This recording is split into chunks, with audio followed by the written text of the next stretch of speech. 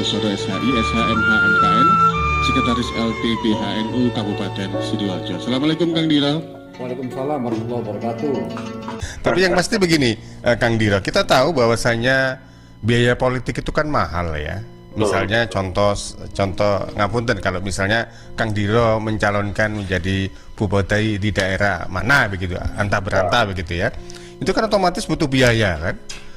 Nah, hal seperti ini memang kita semua tahu bahwasanya biaya politik itu mahal, dan ketika sudah terpilih, nah otomatis kan kita juga istilahnya itu mengembalikan biaya-biaya yang sudah dikeluarkan, atau mungkin ada partisipan atau simpatisan yang ikut mensupport kita. Tapi kan pepatah mengatakan tidak ada makan siang gratis. Jadi mereka juga perlu sesuatu hal yang sekiranya itu ya mbok ya, oh kalau ada proyek atau apa jangan lupa lo yang gitu. Ini apakah memang karena kita sebenarnya nggak bisa istilahnya itu beralih atau menjadi sosok yang bersih sekalipun, karena memang kondisinya ya seperti ini begitu. Ya memang itulah kondisi masyarakat kita, Mas, ya. Bahkan ini tidak saja kepada pejabat ASN, pejabat-pejabat yang ingin naik pangkat dan sebagainya. Kadang-kadang sebuah tokoh-tokoh masyarakat ya, itu mungkin karena ketidaktahuan juga gitu ya. Tokoh-tokoh masyarakat misalnya pemangku pondok pesantren gitu ya, itu sudah ada deal-deal khusus ya, misalnya dengan tokoh-tokoh ya kan, termasuk juga mungkin takmir masjid juga bisa saja begitu ya. Contohnya misalnya ya ilustrasi, ini contoh ilustrasi gitu ya. Jadi contohnya pondok pesantren ya kan menerima dana hibah dari pemerintah daerah kabupaten misalnya 50 juta untuk membangun ruangan asrama santri begitu.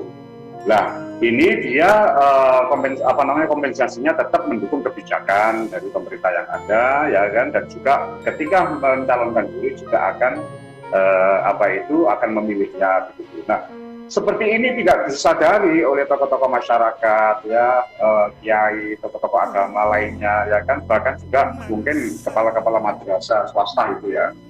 Nah, dan ternyata sang bupati tadi itu, calon tadi itu jadi begitu, dan dana diberikan. Tetapi faktanya dana yang tujuannya untuk membangun asrama santri tadi itu ternyata digunakan untuk penambah modal koperasi pesantren misalnya ya, atau digunakan untuk kepentingan sendiri. Nah, ini secara tidak sadar dia telah melakukan pelanggaran tindak pidana korupsi ya. Jadi yang tepat itu adalah bisa dikenakan pasal 2 ayat 1 Undang-Undang 3199 tentang tindak pidana korupsi begitu. Jadi intinya adalah penggunaan dana hibah yang tidak sesuai dengan peruntukan, dan ini telah menyalahi perjanjian hibah ya. Jadi inilah yang kadang-kadang tidak diketahui begitu. Makanya budaya kita itu misalnya budaya gratifikasi, salam template dan lain sebagainya gitu kan ya. Dalam budaya kita itu kadang-kadang kalau nggak ngasih salam template itu kayaknya kok kurang afdol gitu kan kadang-kadang. Kalau ada anak buah yang tidak punya punya prestasi nggak dikasih aja itu kok kurang afdol gitu ya. Padahal tradisi semacam ini memang baik begitu. Tetapi ketika hadir undang-undang tipikor ya, yang berkaitan dengan masalah jabatan itu sudah dilarang itu, baik gratifikasi kepada pejabat ya kan ya, yang berkaitan dengan jabatannya, maka itu sudah masuk dalam kategori tindak pidana korupsi itu, Mas. Jadi memang harus ada revolusi pemahaman terhadap masyarakat ya, terutama sosialisasi undang-undang tipikor ini harus betul masif gitu ya, jangan sampai yang ditetapkan sebagai tersangka baru tahu kalau itu korupsi. Baik, jadi di sisi awal juga masyarakat ketika nanti proses pilkada jangan mudah tergiur oleh ini ya salam tempel dan sebagainya.